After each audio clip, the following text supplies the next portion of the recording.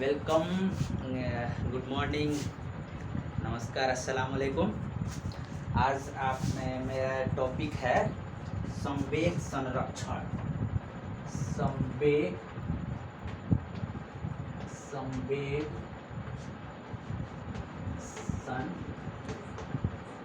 संरक्षण, जिसको हम लोग कहते हैं कंजर्वेशन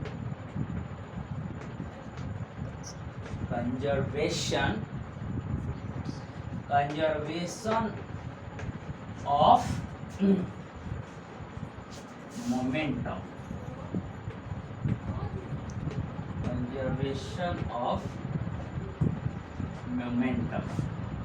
हम इसी के बारे में पढ़ना है, जो कि ये एनसीईआरटी बुक में जैसे जैसे दिया है वैसे वैसे एक एक लाइन पूरा एकदम अच्छा से, और कॉन्सेप्ट जो इसमें है वो सब मतलब बताएंगे। तो now start the conservation of momentum, संवेग संरक्षण के नियम। सो लिखा है इसमें कि जैसे कि माना कि दो वस्तुएं ए तथा बी जिनका द्रव्यमान एम ए और एम बी है, एक ही सरल रेखीय दिशा में अलग अलग वेग क्रमशः यूए और यूबी से गति कर रही है तथा उन पर कोई अन्य असंतुलित बल कार्यरत नहीं है। माना यूए और यूबी दोनों गेंदें एक दूसरे से टकराती है, जैसा कि चित्र में दिखाया गया है। माना कि टक्कर का समय टी है, इस क्रम में गेंद ए गेंद बी पर एफ ए बी बल लगाती है और गेंद बी गेंद ए पर एफ बी ए बल लगाती है। माना कि टकराने के बाद गेंद ए और गेंद बी का वेग भी ए और भी बी है। जैसा कि देखिए एक यदि हम बनाते हैं, जैसे कि एक है ये है, देखो मान लीजिए गोला है, ये दो वो गेंद है, ठीक, और इसका जो है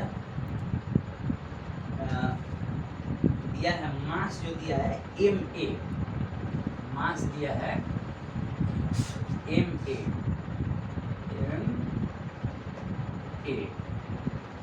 ठीक, और इसका जो वेग है वो यूए है, यूए, ठीक। और एक और है, एक और गेंद है जिससे ये, और इस गेंद का मास है एम बी, ठीक, इस गेंद का मास है एम बी, और ये जो ये इसका जो वेग है यूबी है, क्या है यूबी। आपको सपोज करना है कि यूए जो है यूबी से बड़ा है, ठीक। तो जब बड़ा होगा तो ये इसका वेग बड़ा है, तो जाहिर से बात है, ये ऑब्वियस है कि ये इसको टक्कर मारेगा। तो हम टक्कर यहाँ पे लगवा देते हैं, ये और ये, ठीक। और इसमें आप लोग को ये भी ध्यान रखना है कि जो एफ एक्सटर्नल है वो है 0, मतलब कि उन पर कोई असंतुलित बल कार्य नहीं कर रहा है, ठीक है। तो जैसे कि इसमें ये है ए और ये है बॉल बी, तो इसके कारण बॉल ए के कारण बी पे जो फोर्स लगेगा वो लगेगा, उसको हम मान लेते हैं कि एफ ए द्वारा बी पर लगा फोर्स, ए ने बी पर फोर्स लगाया, तो न्यूटन थर्ड लॉ से बी ए पे फोर्स लगाया, एफ बी द्वारा ए पर लगा फोर्स, ठीक। तो ये जो है अब ऐसा हो गया, तो जब टक्कर मार देगा तो जरूर सी बात है कि ये कुछ आगे भाग जाएगा, इसका वेग जो है स्लो हो जाएगा। तो उसके बाद जो है ये मान लीजिए कि है एम ए वाला है, तो एम ए वाला का अब जो वेलोसिटी है वो हो गया वी ए। क्या हो गया? V A. ठीक, और जो है अब ये हो गया एम बी। क्या हो गया?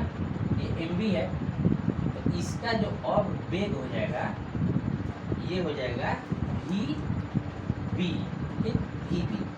जाहिर सी बात है, आप सोचिए इसका वेग ज़्यादा है, इसका कम है। जब टक्कर मारेगा तो इसका वेग जो है, इसका वेग कम है, इसका ज़्यादा है। ये पीछे से आके इसको टक्कर मार रहा है तो इसका वेग और बढ़ जाएगा, इसका वेग जो होगा वो घट जाएगा। ऐसा हो सकता है। ठीक है, तो अब देखिए, अब इसमें लिखा है कि समीकरण 9.1 से गेंद ए को संवेग के टकराने के पहले और बाद क्रमशः एम ए यू ए और एम बी यू है। देखिए, अब जब इसका मास है एम ए और वेग है अभी टकराने से पहले क्या है यू ए, तो इसका जो है पी ए होगा, संवेग जो होगा पी ए, ये हो जाएगा पी ए मत लिखिए, डायरेक्ट लिखिए आप कि इसका जो हो जाएगा एम संवेग का फॉर्मूला होता है एम इंटू एम ई। तो इसका मास है एम ए और वेग है यू ए, तो ये हो जाएगा टकराने से पहले देखने, और इसका वेग हो जाएगा एम बी और U B, M B U B. ठीक, टकराने के बाद तो अब संवेग में परिवर्तन की दर टकराने के समय होगी M A U A minus V A minus U A. संवेग में परिवर्तन के दर। ठीक, तो जो है संवेग में परिवर्तन के दर, अब आप यहाँ पे देख सकते हैं कि रेट ऑफ चेंज जो होता है ना, इंग्लिश में कहा जाता है rate of change of momentum.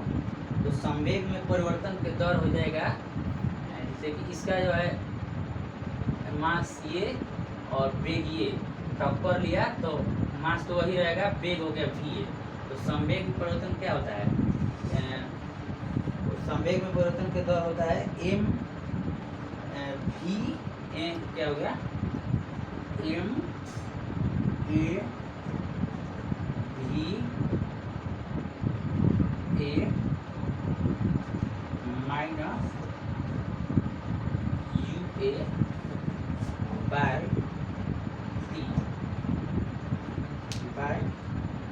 T. ठीक, और संवेग में परिवर्तन के दर को ही क्या बोलते हैं हम लोग? फोर्स बोलते हैं। तो फोर्स को हो गया एफ ए बी। अब मान लीजिए कि एफ बी ए ये होगा M B V B minus U B बटा टी।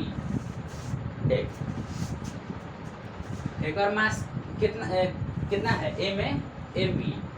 इनिशियल मतलब अभी ये किस वेग से जा रहा है? यू ए, और ई जा रहा है यू बी से, और यू ए यू बी से बड़ा है। तो जब इसका वेग तेजी से जा रहा है, धीरे धीरे जा रहा है, तो इसको टक्कर मारेगा, तो यहाँ पे टक्कर मार दिया, तो टक्कर मार दिया तो ई इस पे फोर्स लगाएगा एफ ए बी, तो ई भी इस पे फोर्स लगाएगा न्यूटन थर्ड्स लॉ से, तो ये लगाएगा एफ बी ए। तो टक्कर जब मारेगा तो ई थोड़ा तेज हो जाएगा, ये धीरे हो जाएगा, तो धीरे हो जाएगा, तो ये हो गया एम ए का हो गया वेग वी ए और एम बी का वेग हो गया वी बी। तो संवेग परिवर्तन के दर कहता है कि M V A minus U A by T बराबर बी ए बी और बी बी ए बराबर M B B minus U B by T. ठीक, तो कहता है गति के तृतीय नियम के अनुसार गेंद ए के द्वारा गेंद बी पर लगाया गया बॉल एफ ए बी तथा गेंद बी के द्वारा लगाया गया बॉल एफ बी ए एक दूसरे के बराबर और विपरीत होंगे। अतः अब जिसे कि अब मिटावत है कितने तो देखो अब हमने न्यूटन थर्ड लॉ से जानते हैं कि एफ ए बी बराबर F B minus F B A. पूछ कैसे माइनस क्या लगा है? अब F A B Newton third law का है कि क्रिया प्रतिक्रिया के बराबर बॉल बराबर होता है लेकिन दिशा जो होता है एक दूसरे के विपरीत होता है। और जब कोई जो एथी है टर्म है वो अगर वेक्टर होगा तो साइन उसमें साइन डिनोट करेगा कि वो उल्टा है, तो साइन मतलब कि एफ ए बी बाई तो बराबर बा एफ बी ए के बराबर बा, लेकिन हई जोन बा हई डिनोट करता कि हई उल्टा बा एकर। ठीक नो, एकर डायरेक्शन अगर हेने बा तो हेने बा, अगर एकर डायरेक्शन हेने बा तो एकर डायरेक्शन ऊपर बा, एकर हेने बा तो हेने ऐसे उल्टा उल्टा बा ना। ठीक, तो अब देखो अब हो गया M A mass of A and VA minus UA बटा T equal to minus हई ले के बाद हई ला भर देंगे जा हई ले जरा इन हो FPA तो MB side VB minus UB बटा में T। ठीक नो, तो भाई मिठाई नो नीचे वाला क्या अब देख अब हो गया कि अब यहाँ पे हम लोग क्या कर सकते हैं, टी से टी कटा देते हैं नीचे वाला। ठीक, टी से टी कट गया, एम में एम बी और अब गुना करा दो एम अब एम ए बी होगा ना माइनस एम ए यू ए होगा ना। ठीक, अब देखो अब भाई माइनस है या माइनस है नो माइनस एम बी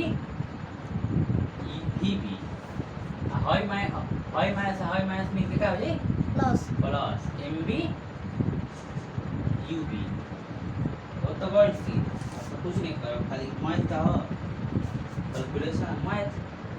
तो देखो अब एगारह होने भेज ना सॉरी अब एक स्टेप सोच ले आगे कि कर दी करो हो जाई ए में भी ए प्लस हईला हेन ला ठीक M B E B minus equal to अब माइनस है नहीं तो प्लस ना भी बराबर था। अब भाई एम ए यू ए हईला बा कुछ नहीं ठीक, तो माइनस में ना तो ये प्लस में M A U A plus M B U B हो गए। तो अब क्या करनो ये करके अरेंज कर देगा ये करके पहले लिख दे तो हो गई M A M A U A plus M B U B plus बराबर एम ए भी ए प्लस एम बी भी ठीक ना। तो देख अब ये से क्या होता हई एम ए यू ए का है टक्कर से पहले संवेग एम बी भी बी मतलब टक्कर के पहले के संवेग ए गेंद ए के टक्कर के पहले संवेग गेंद बी के टक्कर के बाद संवेग। अब ये दोनों की जोड़ा नहीं तो टक्कर के बाद गेंद ए के सॉरी गेंद ए के टक्कर के बाद गेंद ए के संवेग टक्कर के बाद गेंद ए के से संवेग प्लस टक्कर के बाद गेंद बी के संवेग मतलब कि पहले दोनों के संवेग जोड़ दो और बाद में दोनों के संवेग जोड़ दो दोनों बरोबर बा। Understand? Yes. Everybody is a Gangster. Did you see the Monster. monster। अब कहानी में राम कहानी पढ़ लो जब पता टकराने के पहले गेंद ए और बी का कुल संवेग M A U A plus M B U B है। टकराने के पहले होई बा नो, ठीक, और टकराने के बाद होई, ठीक। समीकरण 9.7 से हम पाते हैं कि जब गेंदों पर कोई बाहरी बल कार्य नहीं कर रहा है तो दोनों गेंदों का कुल संवेग बदलता नहीं है या कुल संवेग संरक्षित रहता है। मैंने लिखा है नो कि एफ एक्सटर्नल मैंने बाहरी बल, एफ एक्सटर्नल बल मैंने जीरो, मैंने इंटरनल ये बा हम हो जाता नहीं और हो जाता नहीं, ठीक नो। यहाँ तक कि ये में एरो रेसिस्टेंस नहीं है, कोनो फ्रिक्शन फ्रैक्शन नहीं है, कुछ नहीं है, एरो रेसिस्टेंस, ठीक नो। और कहता इस प्रयोग के आधार पर हम कह सकते हैं कि दो वस्तुओं के संवेग का जो टकराने के पहले और टकराने के बाद बराबर रहता है जबकि उन पर कोई असंतुलित बल कार्य ना कर रहा। इससे संवेग संरक्षण के नियम कहते हैं। इसे इस प्रकार भी व्यक्त करते हैं कि दो वस्तुओं के कुल संवेग टकराने की प्रक्रिया में अपरिवर्तनीय या कंजर्वेट रहता है। Thank you so much professor.